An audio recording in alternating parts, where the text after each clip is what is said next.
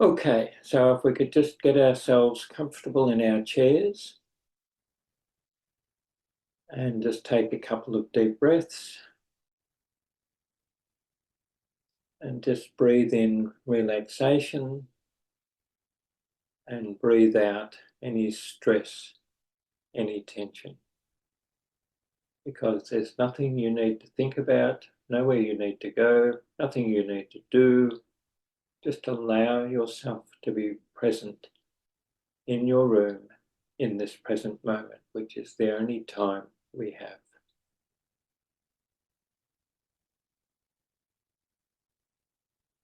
And when you're ready, we'll just start with the head and neck and breathing exercises, which I'll describe as we do them. So if we can just drop our heads forward, chin to the chest and back up again, and do that 3 times, nice and slowly. We don't have to rush or strain the neck.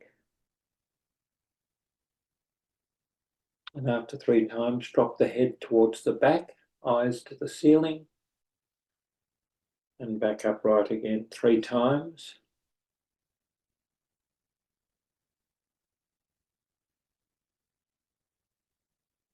And this was mentioned in the Cayce material as not only good for pre-meditation, but very good for improving eyesight as well, especially if you visualize seeing better as you're doing it.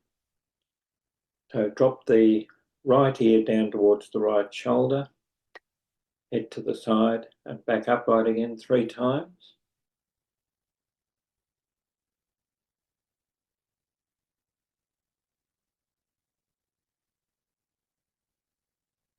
And left ear towards the left shoulder and upright again 3 times.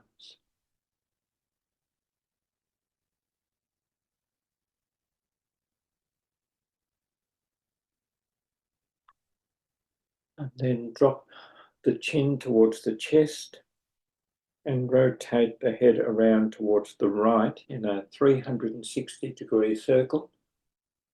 Complete rotation, 3 of those. Continuous rotations, don't strain, just don't try and force it, just allow it to roll around.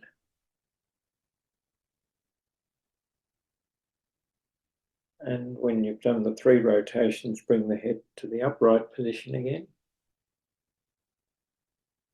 And then drop the chin towards the chest, but this time we'll rotate around towards the left. 3 360-degree full rotations.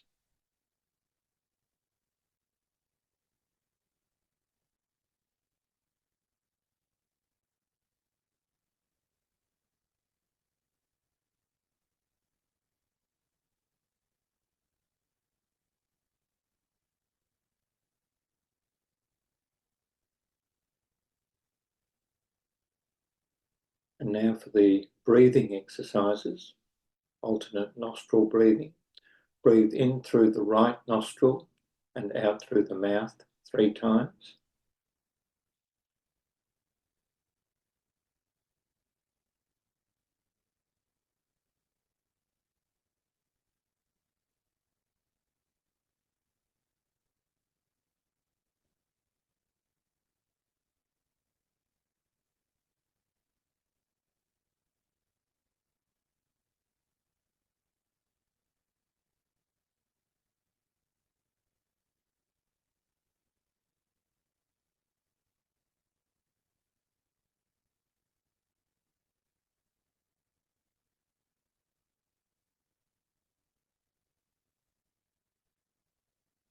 And then breathe in through the left nostril and out through the right nostril 3 times.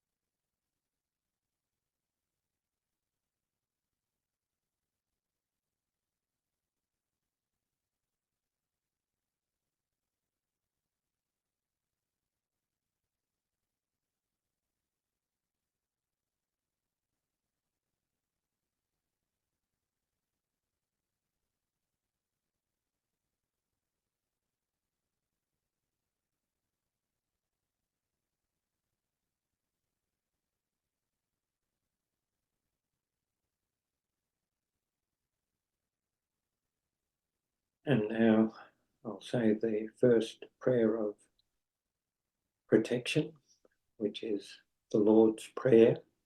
And if you're familiar with the 7 spiritual centres, the endocrine glands that go with those spiritual centres, just feel the energy in each of those points that correspond to the words of the Lord's Prayer. Our Father, who art in heaven, hallowed be thy name. Thy kingdom come, thy will be done, in earth as it is in heaven. Give us this day our daily bread, and forgive us our debts as we forgive our debtors. And lead us not into temptation, but deliver us from evil. For thine is the kingdom, the power, and the glory forever. Amen. And I'll just say an affirmation as well. Not my will, but thine, O Lord, be done in me and through me. Let me ever be a channel of blessings, today, now, to those that I contact in every way. Let my going in, my coming out, be in accord with that thou would have me do. And as the call comes, here am I. Send me, use me. And now the second prayer of protection. As we open our hearts to the unseen forces that surround the throne of grace, beauty, and might, we throw about our souls the protection found in the thought of the Christ. And we'll just enter into the silence of meditation for around about 8 to 10 minutes.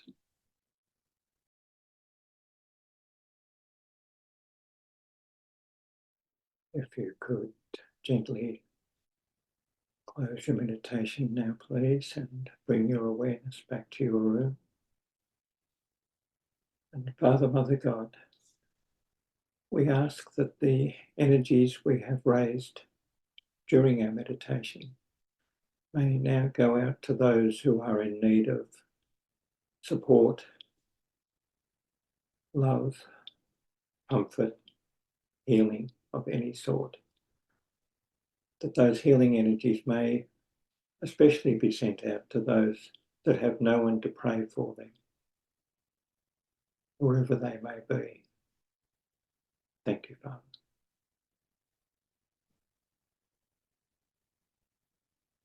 And we conclude the meditation with the 23rd Psalm. The Lord is my shepherd, I shall not want.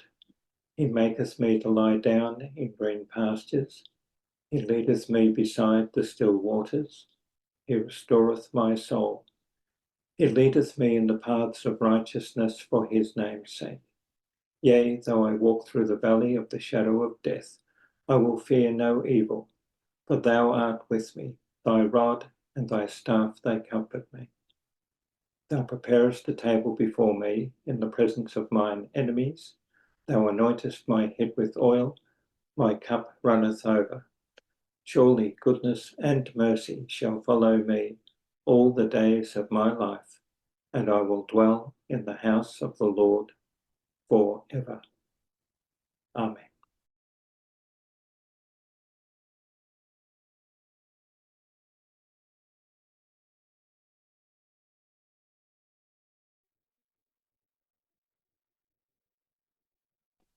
Creative meditation, experimenting with style. Introduction. 1. Define your baseline process. 2. Make note of interesting additions or changes. 3. Create an experimental meditation process. 4. Use your experimental meditation process. 5. Review and evaluate your experience. 6. Create your personal style. Conclusion. Introduction. If someone promised to teach you the one most satisfying, comfortable, and effective approach to meditation, you should be suspicious. Those qualities can be determined only by you. Remember that the activities of meditation are very personal according to Cayce. No one can tell another individual what will work for that person. The experimental approach to creative meditation applies to both of these situations. If you are a beginning meditator or someone who is rediscovering meditation, then you're looking for the approach that will best meet your initial needs, the one you find most helpful in learning to become attuned to experience being at one with life. If you are an experienced meditator, you may be looking for ways to enhance your present meditation process, or you may want to develop an alternative style for special situations or for variety. Creative meditation encourages you to experiment with a variety of meditation related activities, discovering combinations that best suit your needs, interests, and lifestyle. This experimental approach is not complex or burdensome. It simply helps you plan and try out meditation activities in a systematic way so you won't get overwhelmed by choices and you will have time for those choices to be evaluated.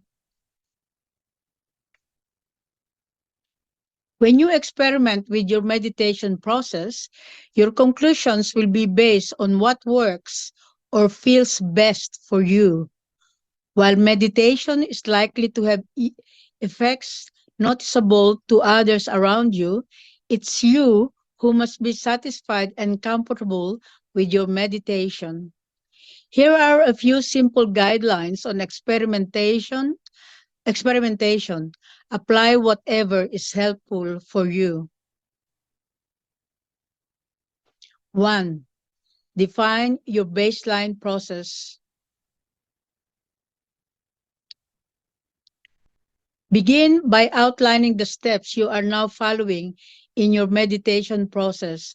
Whether you have just begun to meditate or are experienced, list the steps you would take in your next meditation if you learned nothing new before then.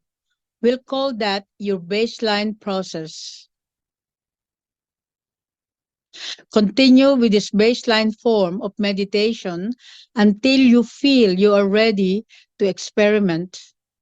One overriding principle of our experimentation is you have all the time in the world to experiment. Don't try too many new things at once. Meditation is a gentle act, not a product for market research.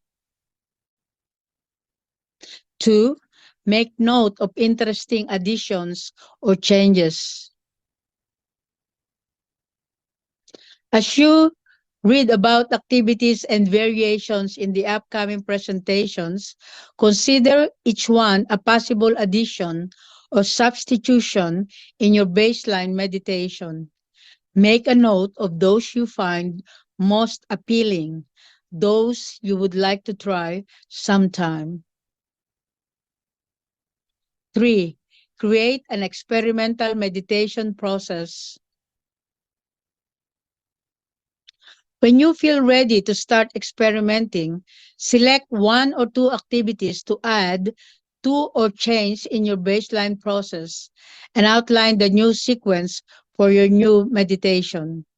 You can use more than two changes, but remember the principle of not trying everything at once. You may want to put your outline of the experimental process on a card to refer to at your meditation, excuse me, Location. 4. Use your experimental meditation process. Follow your experimental sequence for several meditations unless something you have changed or added seems immediately and strongly unsatisfactory for you. Many activities need to be practiced several times before they start fitting in or having a desirable effect. A breathing exercise, for example, may first seem awkward but can become a very smooth and helpful part of the process with regular practice. 5. Review and evaluate your experience. While you are experimenting, mentally review after meditation how you felt about the meditation as a whole and about any activities that seem either very helpful or very distracting or difficult. The next time you use the same sequence of activities, try to overcome any distractions or difficulties you experienced. Continue to notice your feelings and experiences. When you are experimenting, look for differences in your feelings of satisfaction or comfort from one meditation to the next. Compare your recent experience with your own previous experiences and with your intuitive feelings about what's right for you, not with someone else's experience or your preconceptions. 6. Create your personal style. From the alternatives which you try and will evaluate, you will eventually create a meditation process that becomes your personal style, a new baseline for you, a kind of personally relevant ritual. The value of a familiar personal style is that it lets you get into meditation without stopping to recall what comes next. Yet, to realize attunement, your meditation process must remain mindful and purposeful and not become routine in the sense of boring and mindless. There's a parallel in the liturgy of a religious congregation. The activities of the liturgy, a denominationally relevant ritual, are intended to attune the congregation to God. Even attending the liturgical service signifies some degree of interest in that attunement. However, if elements of the liturgy, for example, the Christian's recitation of the Lord's Prayer or the receiving of communion, are experienced mindlessly, attunement is less likely to result. Conclusion. Experimentation is one facet of creativity in creative meditation. You decide what steps are helpful and meaningful to you as you create or enhance your own approach. And you always remain in control of the process you create. Don't let it control you by causing you resentment over the time it takes or making you feel guilty about skipping an activity. If you start having negative feelings about your meditation, uncover the cause and make changes accordingly. That's the end of my presentation.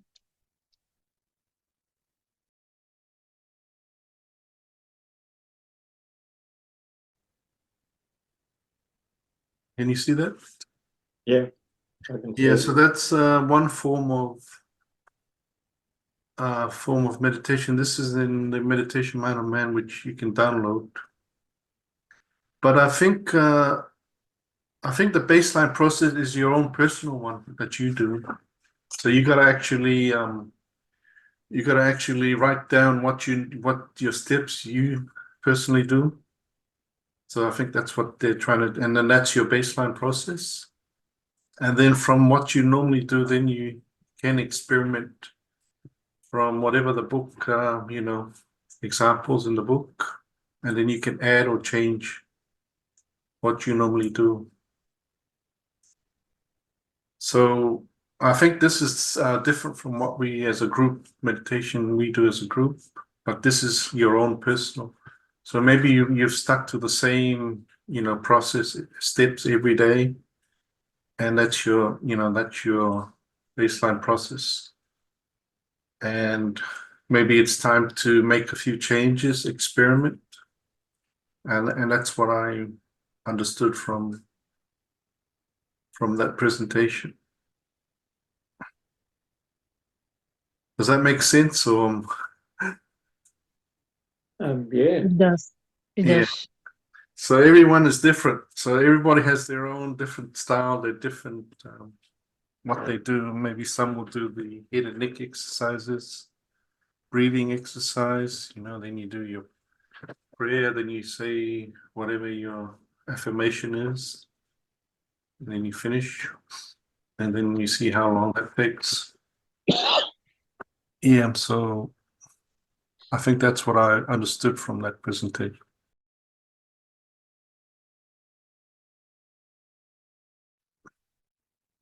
Okay, so this is my presentation. This is preparing for a visit with God, but it also means preparing for meditation. Preparing for meditation is the same as preparing for a visit with God.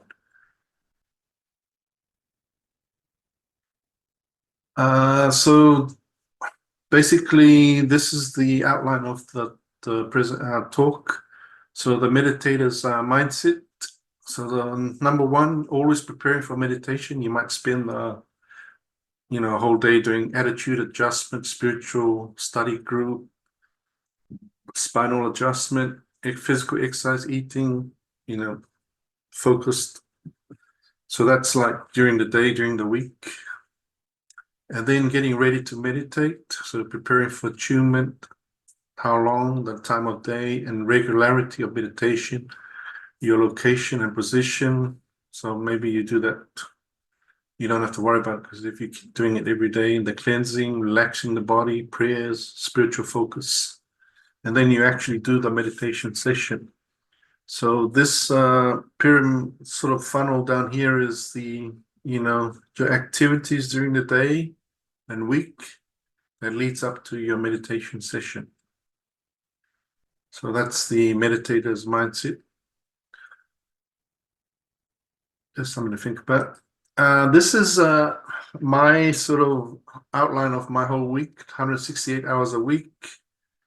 You can see I sleep 56 hours. I spend time with family, 45 hours. This is just rough figures. Meditation is only 3 hours. Leisure, 8 hours. And then work, I spend about 44. That's including travel time and everything. So that makes up 168 hours. I could combine the leisure and family together, and that becomes, family activities, and then time on your own. So, in other words, my sort of time that I'm spending is not on meditation, I'm not spending too much time on meditation, focusing on it. So, not very good for me, but maybe in the future, I'm hoping the meditation focus keeps increasing, and I sort of try and focus more on the meditation meeting with God.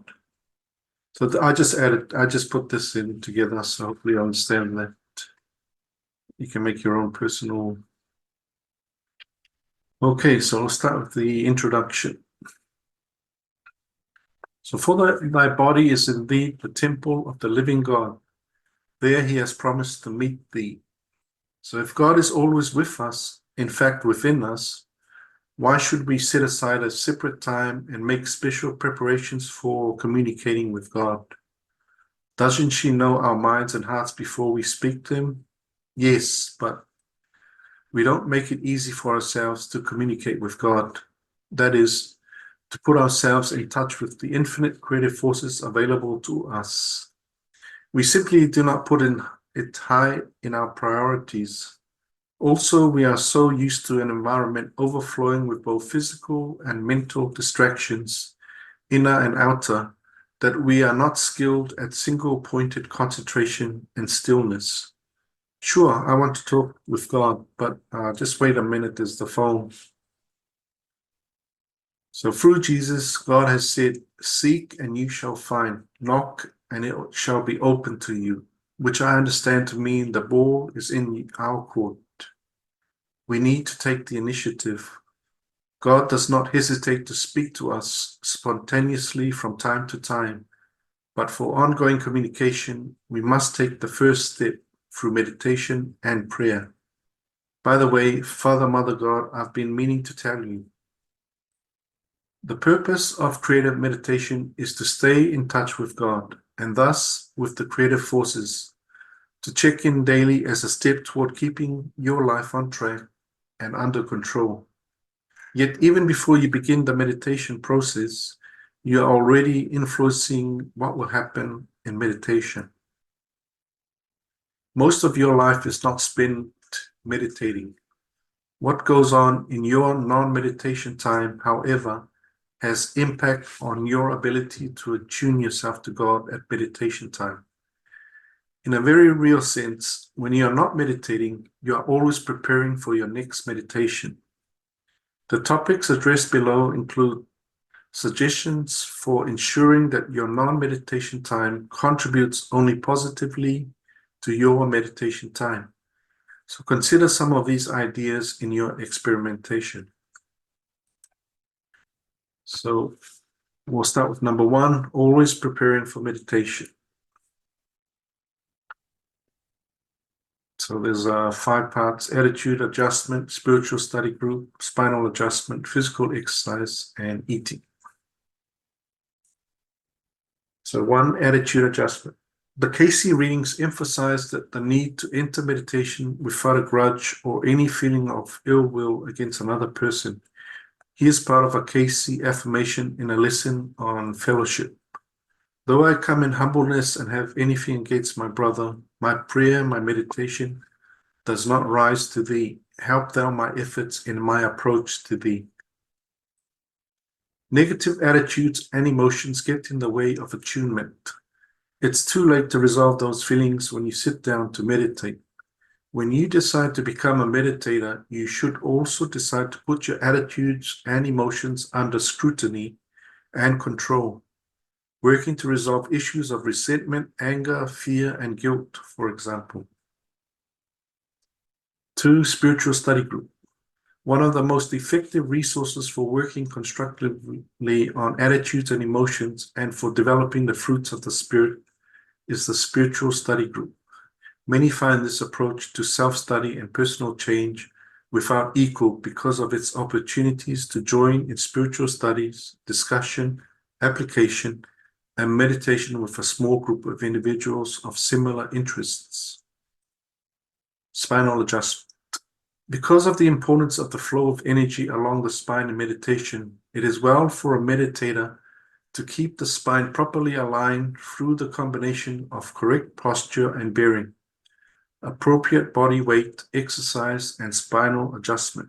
Consider adding to your regular health reviews a spinal checkup and alignment by a qualified professional practitioner of osteopathy or chiropractic. 4, physical exercise. The Cayce readings point out that the energies of the body are affected by the balance between mental and physical activity. Cayce frequently recommended getting enough physical exercise outdoors when possible to keep unexpended physical energies from becoming detrimental. On the other hand, any physical activity that drains a lot of your energy is best not carried out just before meditation. And eating for health. Cayce emphasized in his physical readings that nothing was more important than proper assimilations and eliminations. Meditation is most effective in a healthy body and mind, and the Cayce readings have much information to share about the dietary contributions to health. And cautions about eating. Eating just before meditating may result in distracting sensations as you try to sit quietly while your food is digesting. Meditating while hungry, if your stomach is craving food and telling you so, you may want to drink water or eat something light to keep it from raising objections during meditation. Okay, number 2, getting ready to meditate. So 1, preparation for attunement, the length, time of day, and regularity of meditation, location and position, cleansing, relaxing the body, prayers, and spiritual focus. So preparation for attunement. The first stage of the meditation process is preparation for attunement. When you feel that God is family, you will meet and talk with God as informally as you please. And that's one of the long-range objectives of your work with creative meditation. Meanwhile, if you are just beginning to communicate regularly with God, the occasions are special and they call for special preparations. One Cayce reading says, the preparations for meditation to some individuals are just as necessary as the meditation itself. Daniel Goleman points out in The Meditative Mind that approaches to meditation throughout the world vary most widely in the preparatory steps and in the setting for meditation. The range of different approaches gives us plenty to experiment with in developing our own style of meditation practice. 2, the length, time of day, and regularity of meditation. So your current baseline meditation process probably takes between 15 and 30 minutes. So as you begin to experiment with additional activities, you may add to your total time. You may also choose to spend more time on certain activities without adding new ones, also increasing total time. Cayce's general recommendation on the best time period for meditation was early in the mornings as the day goes to rest. He occasionally suggested meditating at 2 a.m. because the physical body, if it has slept, is in a vibratory pattern where it is between the physical, the mental, and spiritual. Cayce emphasized the need for regularity of meditation at the same time and in the same place every day, yet urged an openness to meditate whenever there is the call, as it were, to prayer, to service, to aid another. Location and position. As you realize, for meditating, you need a quiet location with minimum distractions for a period of minutes. Meditating in the same place every day has benefits you may not have considered. R.E.A. Kaplan says, you will come to associate that place with the serene mood developed during meditation, and after a few days, the calmness comes automatically as soon as you sit down in your meditation place. This tends to reinforce the process and make it easier to advance. Well, that's from Jewish meditation. After repeated meditations in the same location, I believe the vibrations of the area and of the furnishings in it begin to increase, resulting in what is often referred to as good vibes. Habit, associations with past states of calmness, and the vibrations of the area combine to make it progressively easier to become attuned in that spot. Because you will usually remain in one body position for meditation, you will want to select a comfortable position that keeps your spine straight and your head aligned with it, while also allowing you to relax, probably with eyes closed, yet fully awake and alert. The Cayce readings do not emphasize physical position, except for suggestions such as sit or lie in an easy position without binding garments about the body. Answering questions about position, Cayce said that individuals must find the position best for them, and in fact, at times the pose or posture would be different. And do not let it become as a rote only, nor as a form only. Perhaps the most crucial requirement in body position is the straight spine. Cleansing. The Cayce readings are emphatic about preparing yourself physically and mentally for meditation through purifying and cleansing activities of your own choice. Find that which is to yourself the more certain way to your consciousness of purifying body and mind before you attempt to enter into the meditation. Cayce includes as alternatives for cleansing, washing the body with pure water, using special breathing exercises, chanting, sounding bells, or certain other instruments, avoiding food just before meditation, and preventing the mind from dwelling on those thoughts and activities that would hinder that which is to be raised from finding its full measure of expression.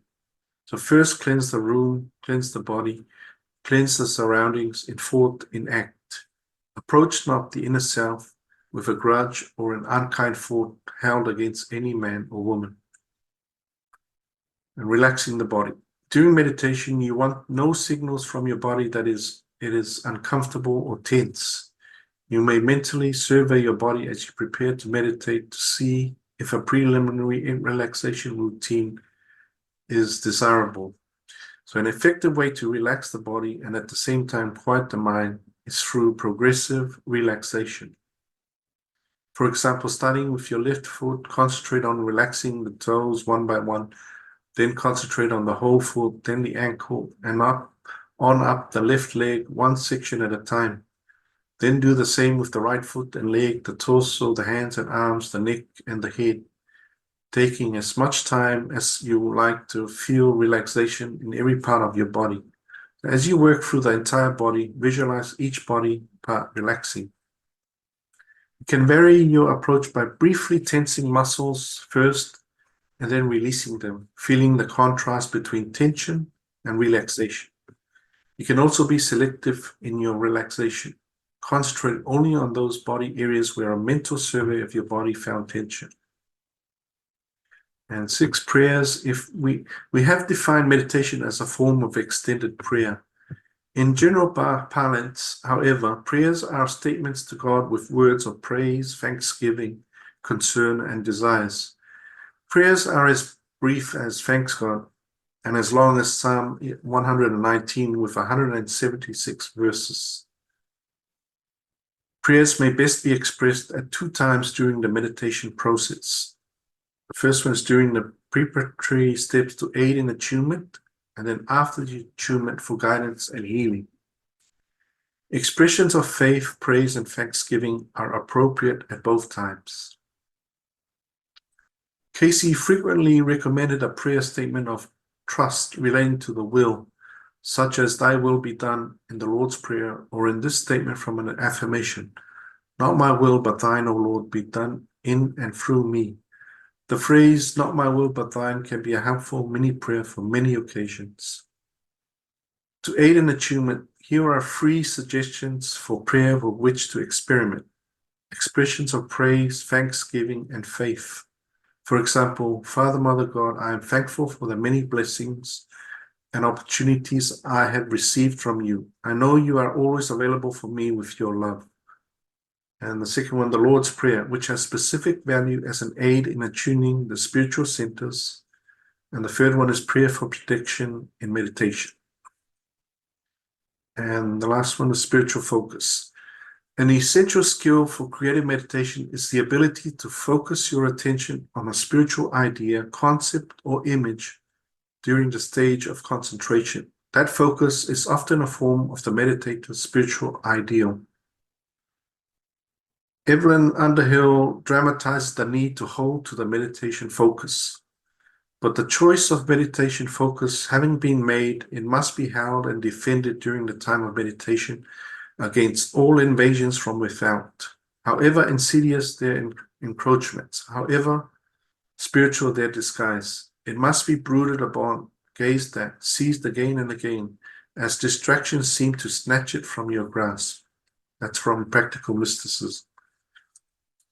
And conclusion, list of necessary activities with multiple alternatives. So choosing a quiet location with a comfortable place to sit, setting the time of day and length of a regular meditation period, releasing non-meditation thoughts and emotions, especially about specific people, events, activities, and preventing negative attitudes from carrying over into meditation, closing your hands comfortably over abdomen if reclining, choosing the form your ideal will take as a spiritual focus, holding your ideal as a focus. And optional activities, participating in regular moderate physical exercise, preferably outdoors, having a spinal adjustment by a skilled practitioner, developing qualities represented by the fruits of the Spirit, participating in a spiritual study group, so refraining from eating and vigorous physical activity just before meditating, washing or rinsing hands and face, other physical cleansing as well, reading inspirational material, listening to quiet, uplifting music, using the head and neck exercise and or relaxation techniques that will relax your body from toe to head, offering prayers as aids to attunement, especially a prayer for protection and the Lord's Prayer. And that's the end of preparing for a visit with God or preparing for meditation. Thank you, Keith. Yep, that's quite a bit. Really good things in there. Yeah. Yeah. I wonder if in future, would a person spend their whole life just focusing on the meditation and preparing for it? That's a bit hard for all of us, saying in our modern living, where we have to work. If you're meditating for 3 hours a week, you've got to spend the other 165 hours preparing for that meditation. Yeah, eventually I will be doing that.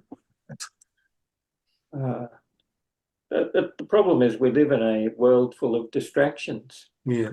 that keep our minds focused on our humanity rather than on our divinity. Hmm. Yeah. And I think there's it almost seems as though there's a deliberate attempt to do that, to undermine our attempts to focus on our divinity by pushing more and more to get us to focus on our humanity. I think there's a lot of competition for our attention. Mm. And that's if they can grab your attention and hold on to it, they've succeeded. I think that's like TV, newspaper, even on your phone. Social media. Social media, yeah. They're very good at that. I was going to say, I look at meditation as if I'm meeting a royalty. So when you're meeting a royalty, you get yourself, you're not going to go there unwashed or wearing something dirty. And it's even the place where you do meditation or I do meditation. Uh, I'm a very tidy person to start with anyway, so it's not a problem when even in the bedroom when I'm doing my meditation before I go to bed and first thing when I get up in the morning about 4 o'clock before I do anything else. That's the first thing that I actually do. So by keeping that in mind that I am meeting royalty is sort of a guide for me to sort of like, okay, what would I do if it's an actual person that I'm meeting? Even if it's not royalty, I still, you know, you know what I mean? Does Yeah. it make sense to you? Yeah. Yeah, it reminds me of if I'm arguing with somebody like my wife, then when it's time for prayer and it's like for the meal, I say, no, I'm not. It's not for me to say prayer because I just got angry or upset about something. So, or especially if you're on the phone and you argue with somebody, and then okay, now it's time to meditate. It's not a good time to meditate.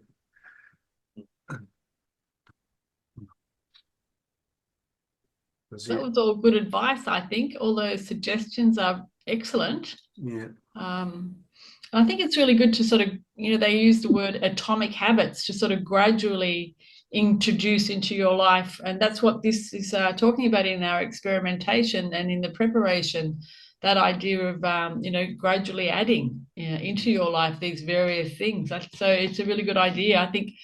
And, to develop them as habits is a good idea. Make them regular. Yeah, so that's why that funnel was like everything you're doing is for that meditation, meeting God, eventually. Yeah, that is a great idea. To use a funnel idea, yeah. Yeah, so everything you're doing is, but sometimes we get distracted with everything every day and then we're not focused. We lose focus of what we're doing, and maybe that's the whole purpose of it. Gun, what do you think so far? Or, and since you're a new guest, you might have something to say. Well, I'm not so very talkative in English, but I think this with meditation is very important, and I'm doing it every day, and Okay. I recognize most of what we have talking about yet, and I have been working with the Cayce material for a long time. So, but it's very interesting, and I think also that it is important to change meditation sometimes. Yeah. It's it may sometimes can be easy to get it to a routine, and that's not what we want. So that's when you have to change a bit and make it a different way. So Yeah. thank you for the presentations. Very good. Mm-hmm.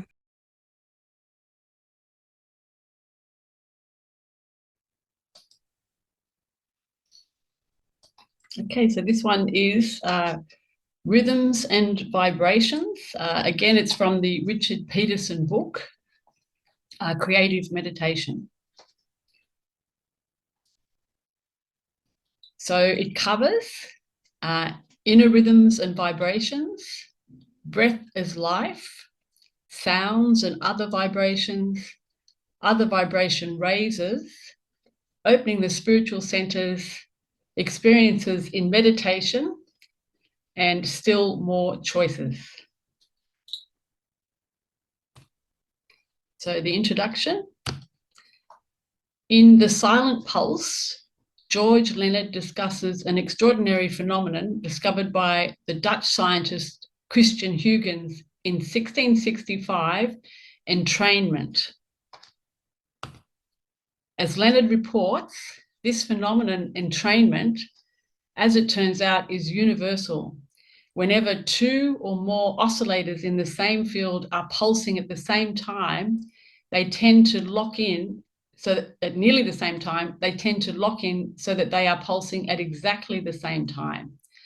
The reason, simply stated, is that nature seeks the most efficient energy state, and it takes less energy to pulse in cooperation than in opposition.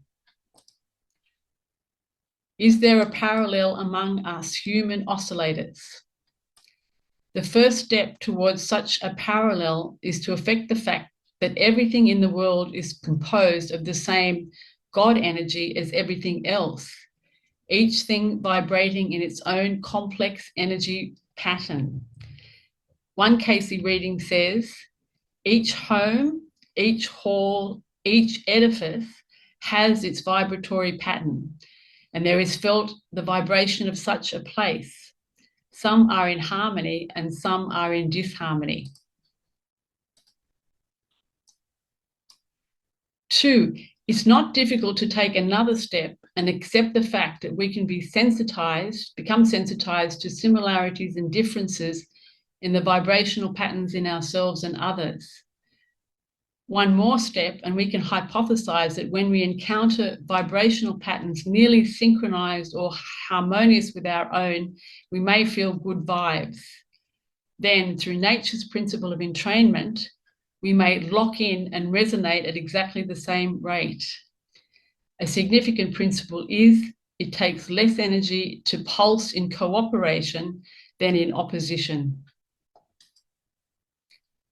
Meditation is a means for us to become more sensitive to our inner vibrations and rhythms. Meditation may also be a means to facilitate entrainment, to tune our vibrations so that we are more in sync with our world and with the people around us. A Cayce reading states that every dis-ease or disease creates in us an opposite or non-coordinate vibration, so that we are no longer even in sync with ourselves. Then we must re-establish the body's correct vibration in our consciousness, and meditation can help us do that. Cayce cautions us, however, about meditating when debilitated by illness, when a weakened condition of the body may be so overstimulated by concentration in meditation as to overtax the general physical system and become detrimental.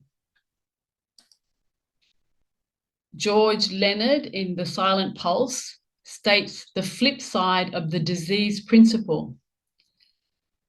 Just as our internal rhythms are locked on hold with one another, they are also entrained with the outside world. Our physical and mental states change in rhythm with the seasonal swing of the earth and the sun, with the tides, with the day-night cycle, and perhaps even with cosmic rhythms that present-day science hasn't yet isolated and defined. When these rhythms are forced out of phase, disease is likely and dis-ease is inevitable.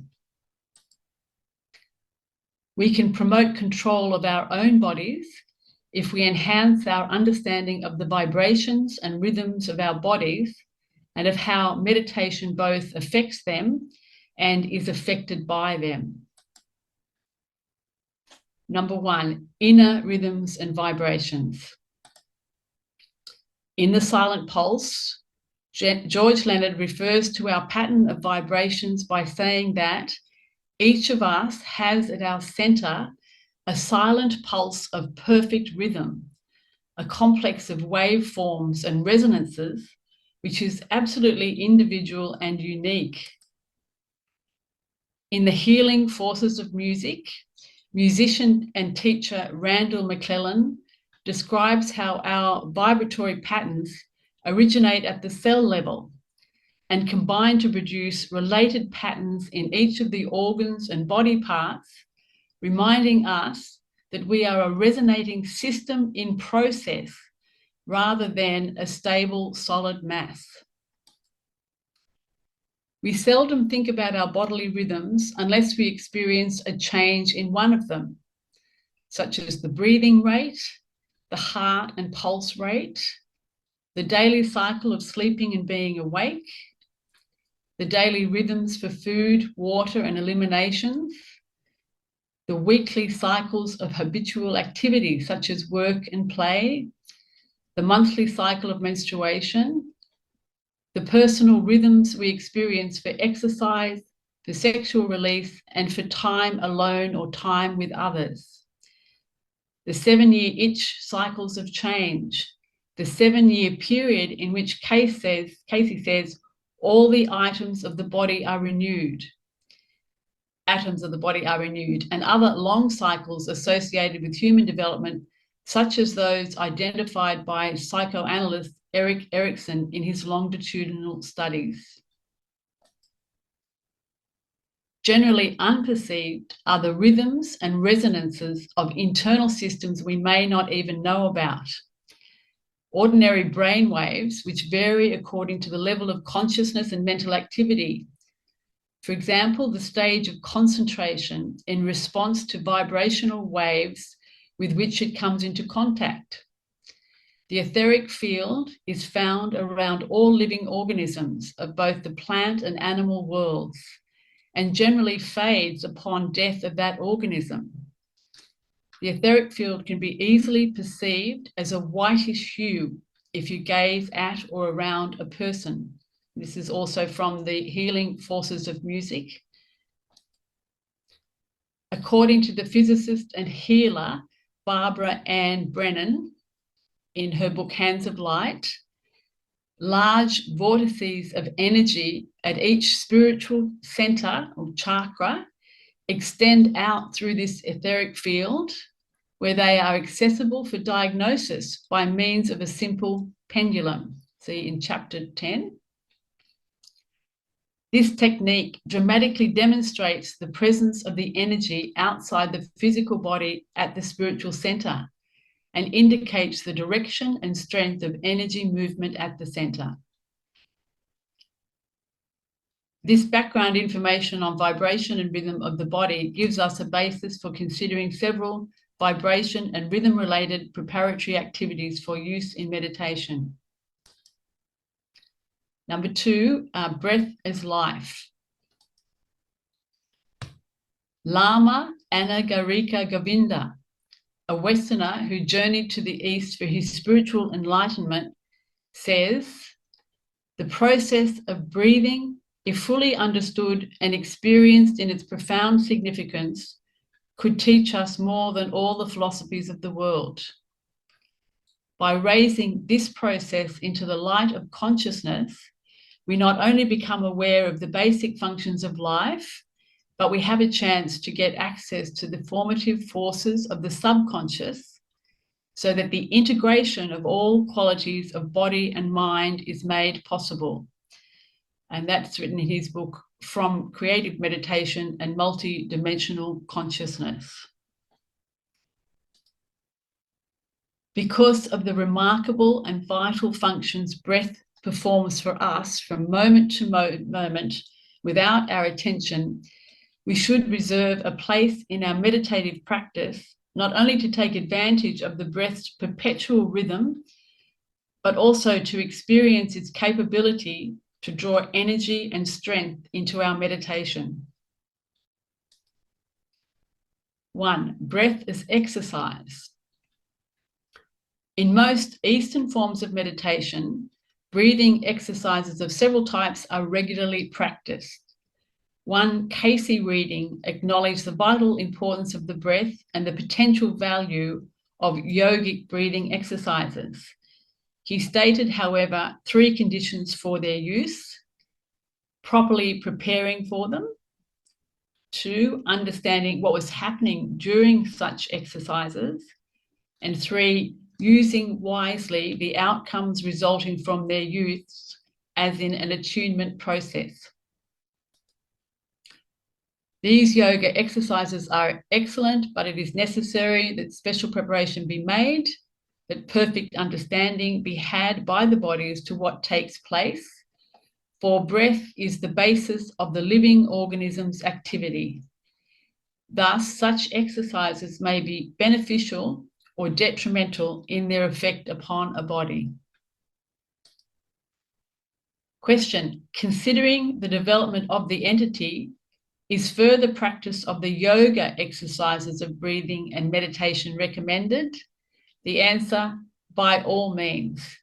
If and when, and only when, 1, the preparation has been made, when there is 2, the knowledge and understanding and the wisdom as to 3, what to do with that gained.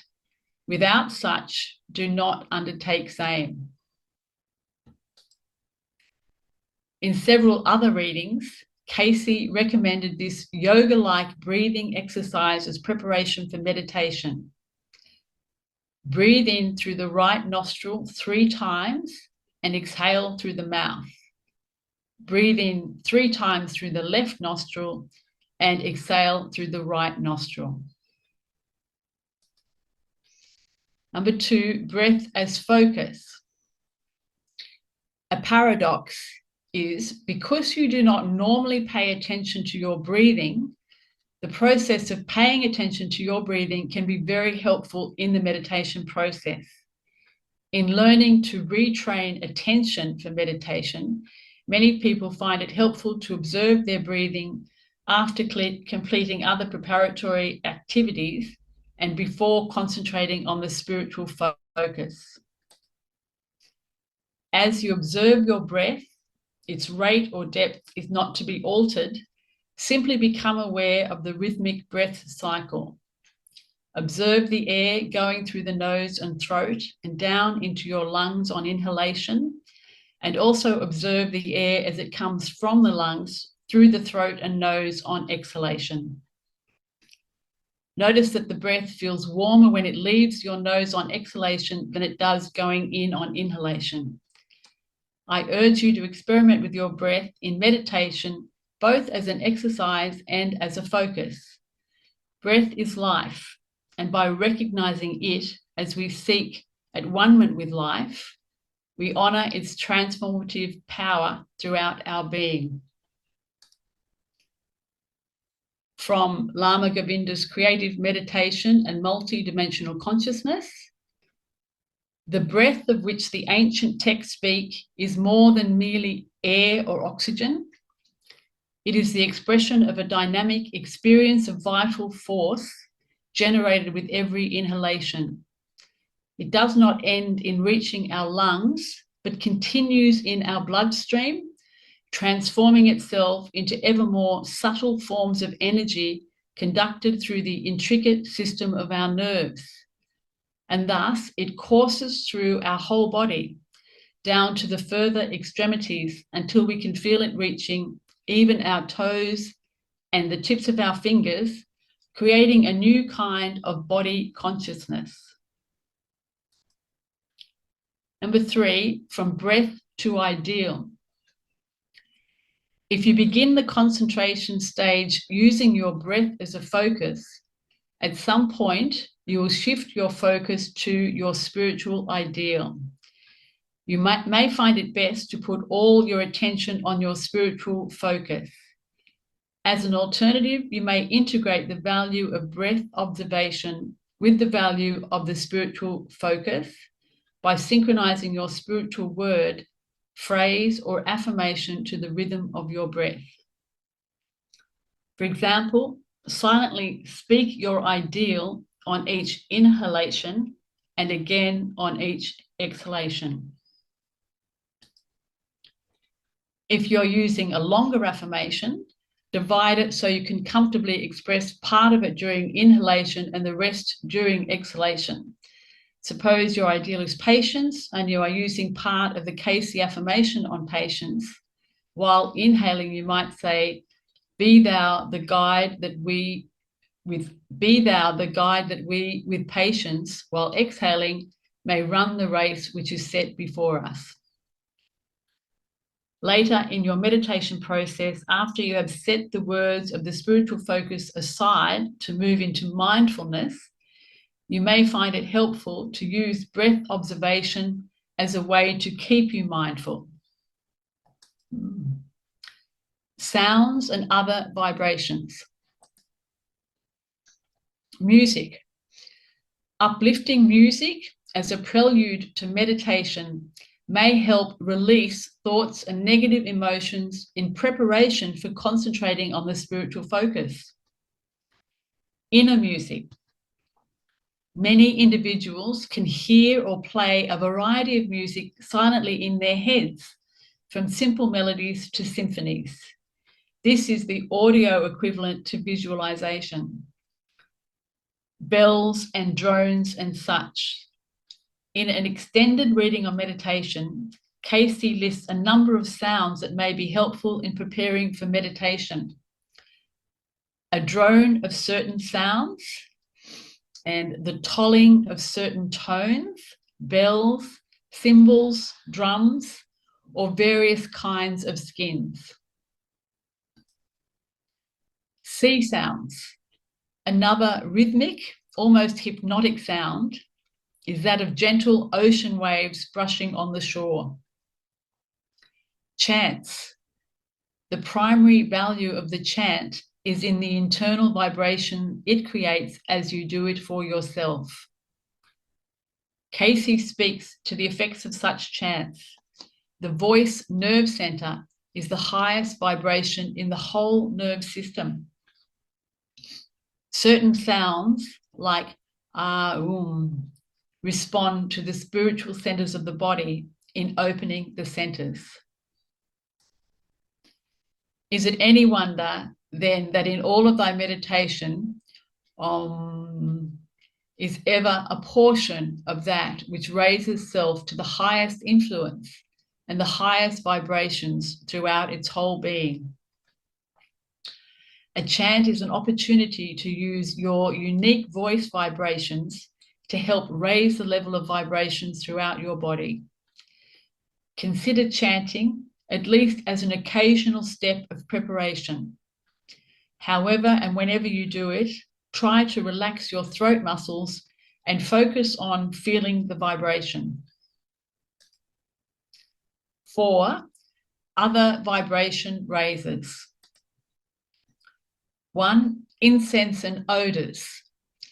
As the olfactory nerves are stimulated by smells, the vibrations in the olfactory system are raised accordingly, contributing to the raising of vibrations in the body as a whole in the attunement process. The specific odor, for example, lavender, sandalwood, cedar, and orris root, are mentioned in the Cayce readings, may, for some people, also trigger helpful connections with the distant past. Stones, crystals, and metals also have their own vibrations. Holding and carrying certain stones on your person can, according to Cayce, help in your attunement. A stone specifically mentioned several times in the readings is the blue lapis lazuli. As he said, as to stones, have near to self, wear preferably upon the body, about the neck, the lapis lazuli. This preferably encased in crystal. It will be not merely as an ornament, but as strength from the emanation, which will be gained by the body always from saying. For the stone is itself an emanation of vibrations of the elements that give vitality, virility, strength, and that of assurance in self. 5, opening the spiritual centers. Associated with 7 ductless glands of the body's endocrine system are 7 spiritual centers, often referred to as chakras. According to the Cayce readings and many traditional Eastern writings, a source of energy, often referred to as kundalini, normally rests at one of the lower of these centers in the male testes and female ovaries. During meditation, this energy is aroused so it will flow upward to a center at the top of the head, from which it flows to another center in the head and back down through to the other centers between the throat and the groin. Our interest here is not on the individual centers, but on the total 7-center system through which the energy flows during meditation. Attunement is not only facilitated by this energy flow, but according to Cayce, spiritual contact is through the glandular forces of creative energies. In other words, our anticipated contact with God actually takes place through these centers when the energy flows unimpeded during meditation. In preparing for meditation, we can include steps to facilitate that flow. For example, the head and neck exercise may help the flow of energy as well as the circulation of blood to and from the head. The energy flow is affected by the conditions at the 7 centers. Each of the centers may be fully ready for energy flow or may be in some degree impaired, thus weakening the flow. They are often referred to as open or closed. However, some individuals, such as Jack Swartz says, it is unlikely that any of the centers is ever literally closed. If they were, energy flow would cease completely, and so would life, these people say. Consider instead that the energy flow is greater or less according to the condition of the centers. The words open and close may still be used, but with this understanding. Centers are all to be opened carefully and in an integrated manner, not some to the exclusion of others. To help this take place in an appropriate way, the Cayce readings recommended using the Lord's Prayer. Key words within that prayer speak directly to the 7 centers. For example, heaven refers to the pituitary, and name to the pineal, both in the head. Will refers to the thyroid in the throat. Deliverance from evil refers to the thymus near the heart. Forgiveness of debt to the adrenals in the solar plexus. freedom from temptation to the cells of Leydig in the gonads, and daily bread to the gonads themselves. When offering the Lord's Prayer in preparation for meditation, one may visualize the flow of energy from one center to the next as each key word or phrase is spoken. Visualization is not necessary, however, for the prayer to do its job of freeing up the centers, if when the prayer is offered, either silently or aloud, the words are spoken mindfully, with meaning and sincerity, not just as rote. One appropriate time for the prayer is during the period when you are relaxing the body, and another is just before you begin focusing on your spiritual ideal. Experiment not only with the use of the Lord's Prayer, but also with where you insert it in your sequence of preparations. Our attitudes and emotions directly affect the openness of the spiritual centers, especially the lower centers. Therefore, an important way of enhancing energy flow is keeping ourselves mentally and emotionally healthy. This is one reason for Cayce's continued emphasis on attitude adjustment, as I have called it. 6, experiences in meditation. Since most of the special experiences people have in meditation seem related to energy flow, this is an appropriate time to describe some of them. Remember, however, the caution sounded when we talk about stillness. Experiences are not to be sought nor dwelt upon if they occur. Movements and vibrations of the body. Edgar Cayce was questioned about several specific body sensations. The questions in the 281 series of readings listed were asked by different members of the original prayer healing group called the Glad Helpers. So these are some of the questions they asked.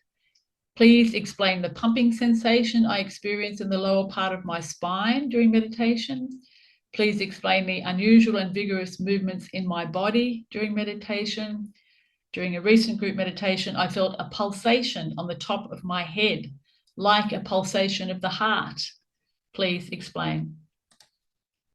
Please explain the sensations during meditation of vibration running up through the body and ending in a sort of fullness in the head.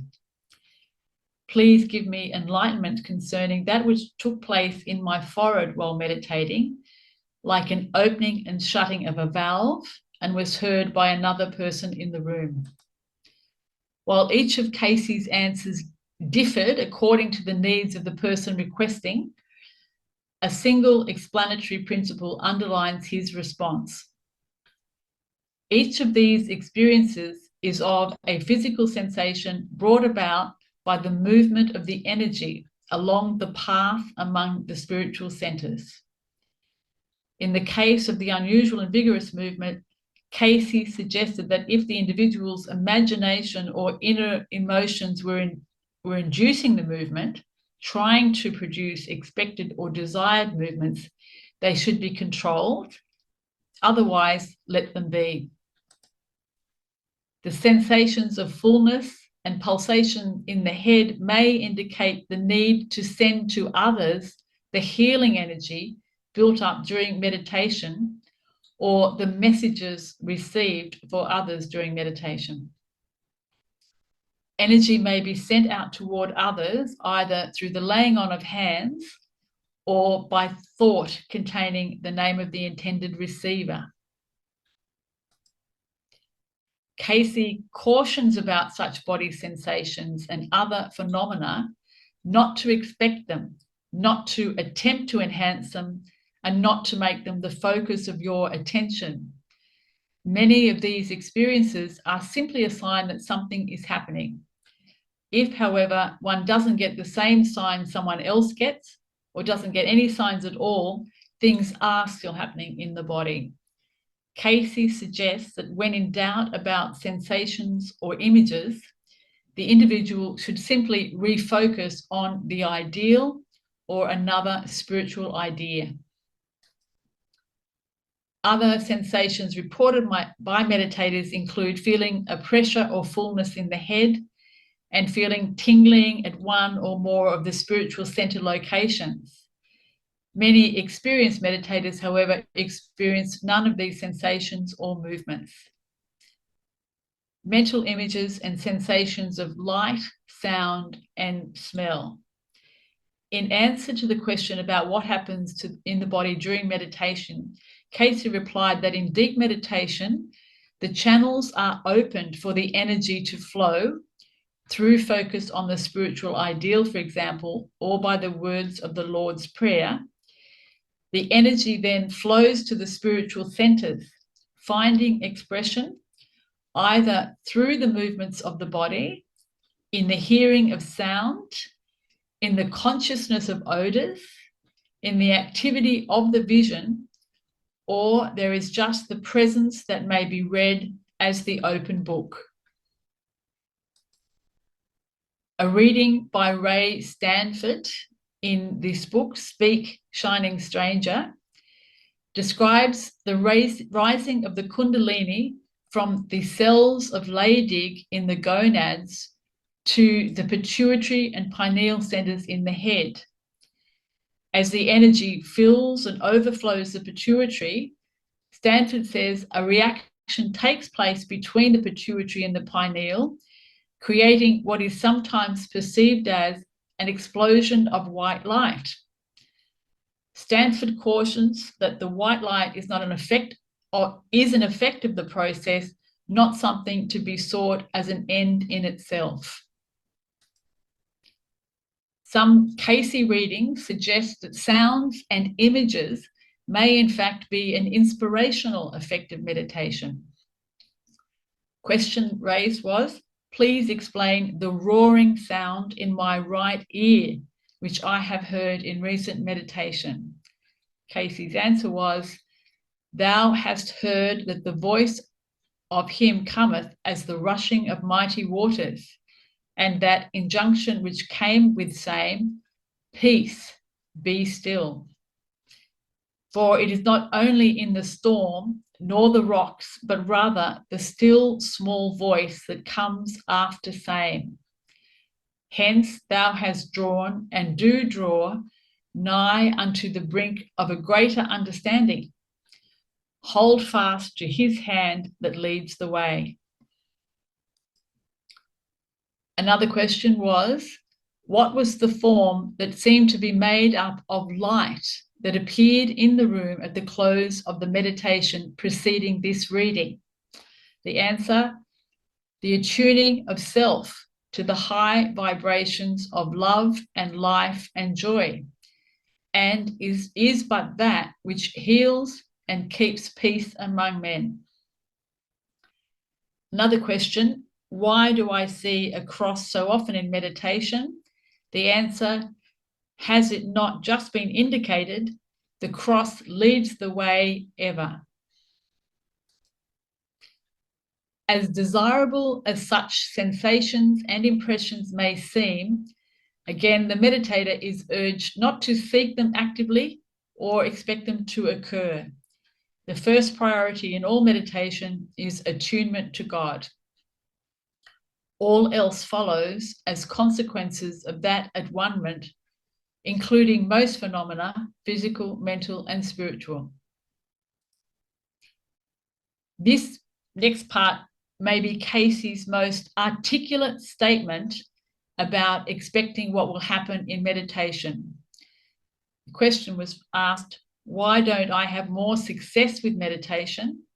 The answer he gave was, often we find that there is thought that this or that reported to have happened to another must be the manner of happening to self.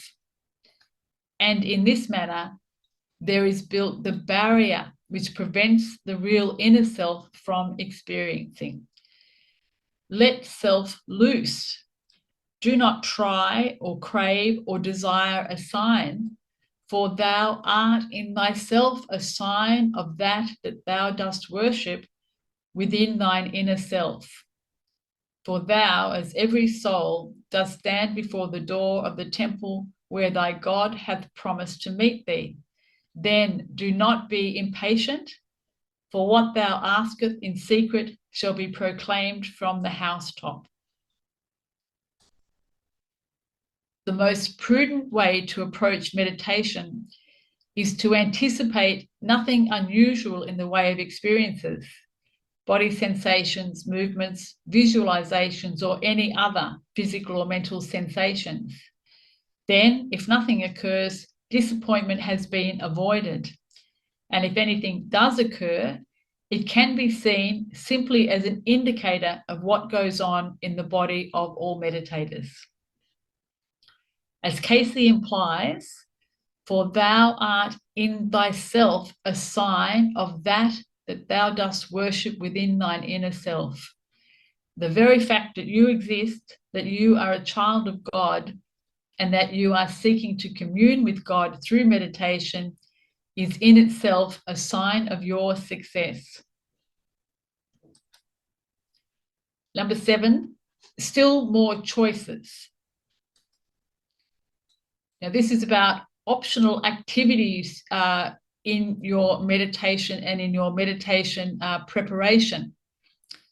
So these are things like using various styles and lengths of music as preparation, using quiet music during meditation, using inner music, using bells, drones, drums, incense, odors and stones, gentle ocean waves as preliminary to or even during meditation, Cayce's yogic breathing exercise, using the breath observation as a preliminary focus, combining your spiritual ideal focus with your breath focus, chanting in one or more of the variations, using the Lord's Prayer mindfully to facilitate the flow of energy through the spiritual centers. Conclusion. Here again is your opportunity to experiment. Strongly recommended for your consideration is the breathing exercise and the Lord's Prayer. To stretch yourself and get extra practice in concentration, try listening for your inner music. For variety, try chanting, stones, incense, sea sounds, and unusual music. Continue planning and experimenting with variations on a weekly basis and carrying out meditation periods on a daily basis. You now have seen most of the choices for preparation activities. Remember not to abandon any activity too quickly when it doesn't seem to have any effect, unless you find it very difficult or very distracting to your preparation and attunement. And that's the end of the presentation.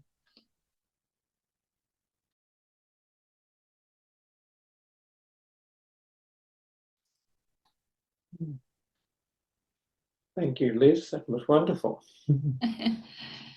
Good, good. Yeah. You had a list of other things that we can try with our meditation practices. There was quite a lot there, but is everyone awake then? Oh, yes, very much so. Very interesting. Very interesting. Very, very, very. Thank you. Oh, good. Yeah. Yeah, quite a lot there. It's interesting with some of those things, when you focus on the breath, because the breath is normally controlled by the subconscious mind, you focus on the breath with your conscious mind, straight away your whole being thinks, something is changing in my consciousness. Straight away you're recognizing that there's going to be there is a change of consciousness happening, which is what meditation is. It's a change of consciousness. So focusing on the breath does that, because it goes from the subconscious to the conscious mind. The other interesting one was the lapis lazuli, a blue stone worn around the neck and be set right on the throat chakra, which is associated with blue. We used, our group, years and years and years ago, we used to make necklaces with a little lapis lazuli in a glass ball, because Cayce recommended that it should be enclosed in crystal. And the other one that I always remember, Shirley Malcolm, who was the early mentor for our groups and was the ARE representative for many years in Australia, always said, don't listen to what other people say happens to themselves in meditation. Don't try and make things happen during meditation, just allow things to happen. And if there are colours that you see, or voices, or images, or vibrations, or whatever, don't focus on them, because they're not what you're supposed to be focusing on. They're just a byproduct of the meditation process. But don't think, oh, other people are seeing purple colours or hearing angelic music or something like that. That's not for you. That's just a byproduct for them. So don't ever focus on those things. Always just focus on purely the attunement to God. And these other things are just a byproduct, not what you're trying to achieve. That's right. Like that was a very clear thing, wasn't it? In this second that we went through. To not worry about that, especially not to limit yourself and make you feel, oh, there's nothing happening. That's one of the worst things you can think. Just be free and go with it. That's good. Thank you. During the 80s and the 90s, I was practicing some Tai Chi and Qigong, and within that we had some meditation too. And we were using a sort of breathing that, let's say you inhale for 3 seconds, and then you are holding your breath for 12 seconds, and then you are exhaling your breath, and you're exhaling for 6 seconds. And that should ska vi se vad de står här. The inhaling is drawing all the poisoning into your blood system, and when you are holding your breath, it gives gives the blood time to get oxygen and to activate, and also to activate the lymph system. And when you are exhaling, it cleansing your toxin out of the lymph system. So that's something I try to practice almost every day, because it feels vibrating. It feels vibrating. It's a long time to hold the breath. 12 seconds. Well, that's could be the and you should do that 3 times. So it's you have to. I don't do it that long. Let's say I inhale in 2 seconds, and then I'm holding my breath for 8 seconds, and then I exhale in 4 seconds. So that feels good for me to do. When I was younger, at the 80s and 90s, I can have, let's say I could hold my breath for 20 seconds or 25 seconds. But the most difficult things for me is to make that controlled exhaling. Wow. It's very interesting to do that, but if I'm right, Edgar Cayce talked a lot about the importance of having a healthy lymph system. Definitely. Yeah. Very much so. Mhm. A Um, variation on the timing with the breathing. I Yeah. learned from another group, the 3-6-9. So you breathe Oh, in yeah. 1, 2, 3, hold for 6, and exhale for 9. So 3-6-9. Mhm. There can be the varieties in the breathing too. Yes. Yeah. Yeah. that's a practice I've been doing, and my wife was doing it as well for quite a few years now. I can't remember where we came across it, which was to a deep breathing exercise where you take in very, very deep breaths, hold just briefly, not for a long time, and breathe out very slowly while Yeah. holding your hands over your heart. And while you're doing that, you focus on fruits of the spirit. So breathe in deeply Of while course. focusing on, say, love Of or course.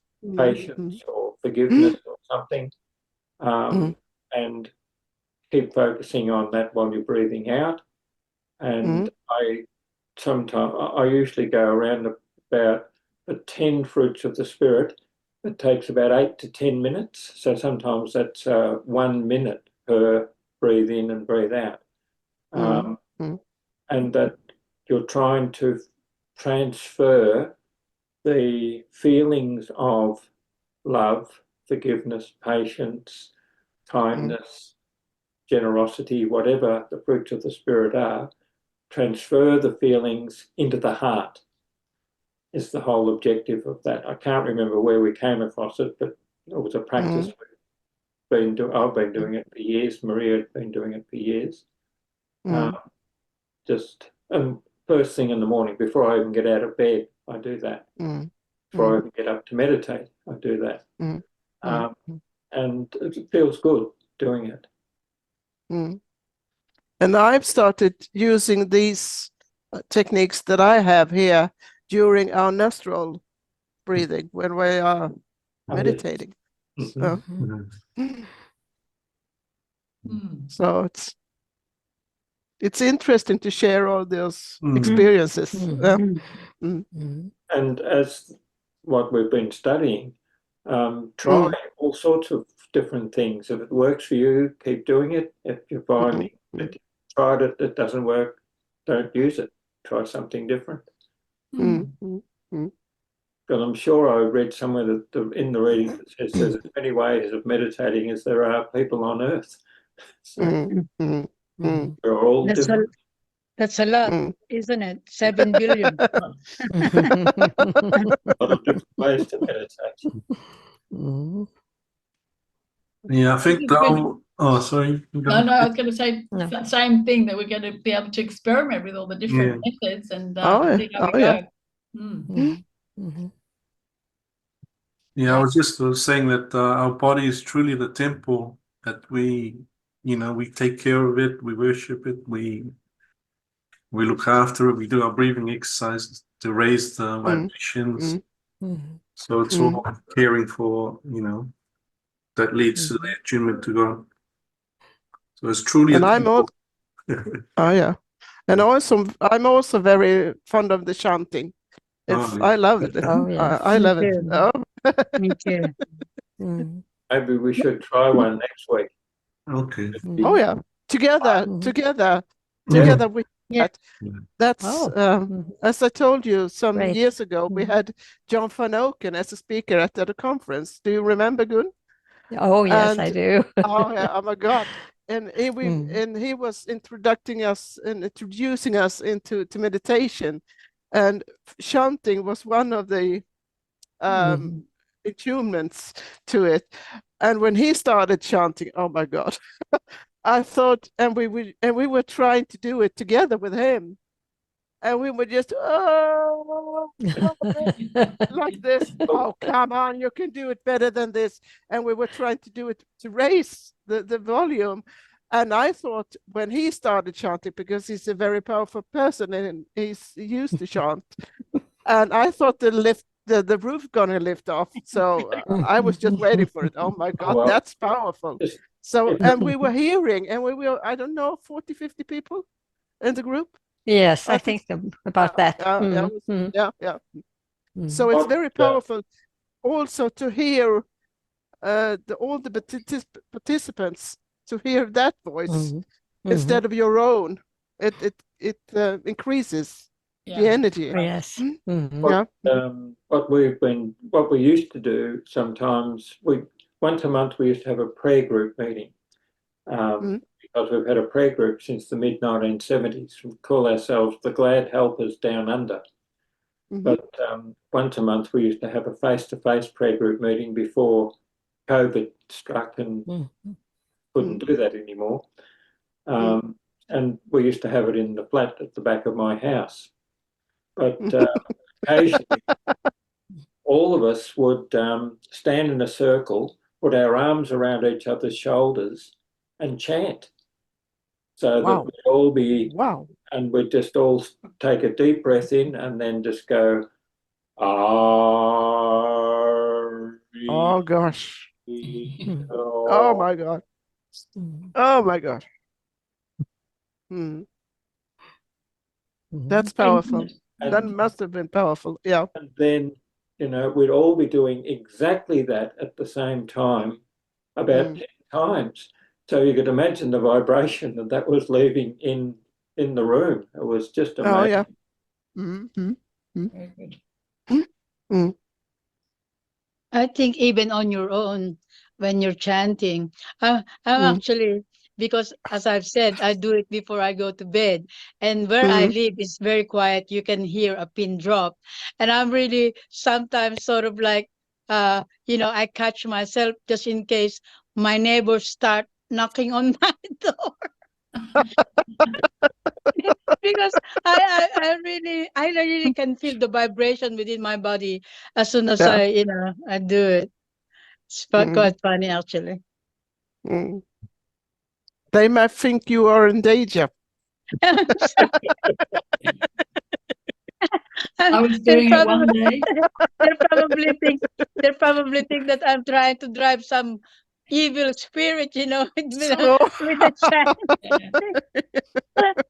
But I enjoy it really because as I've said, as I chant, I can really feel the vibration in my body. Definitely a healing effect, I think. We'll have to give it a go next week then. Oh, please. Oh yeah, yes, please. Okay. Yes, please. We'll try and do a group chant. Looking forward to it. We'll break the Really? Oh my God. We have to be grounded. We have to be grounded when we do that. That'll be good. Looking forward to that. Oh yeah. Oh yes. Oh yes. Oh yeah. I'll just quickly show you the book, where we're at with.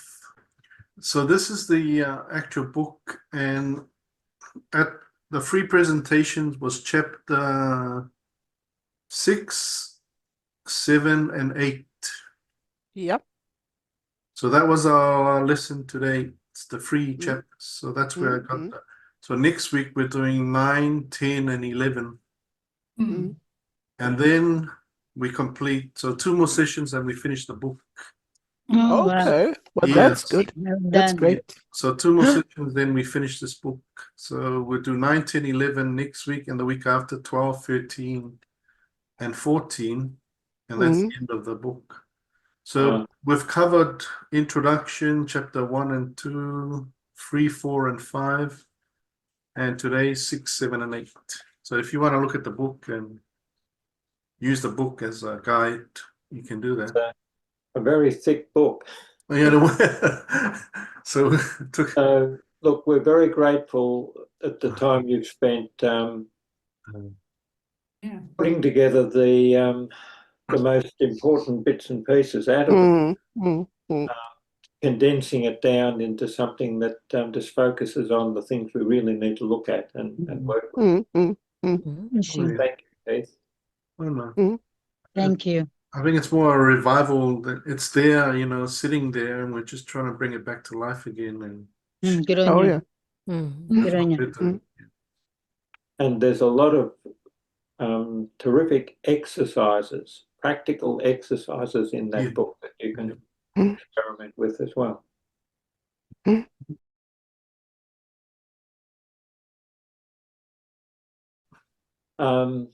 Okay, well, I should use the one that you shared with us to start off with anyway, which is, Father, Mother God, I am thankful for the many blessings and opportunities I have received from you.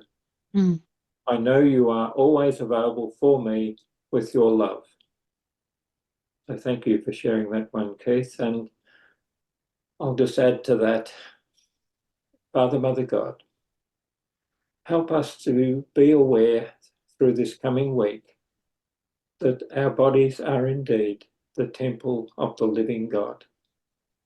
And in thee we live and move and have our being. Help us to better prepare that temple, to cleanse it, to purify it, to strengthen it, and above all, to make it a temple of love and service to others, that all may come, that all may be attracted to this temple where we meet thee. Amen.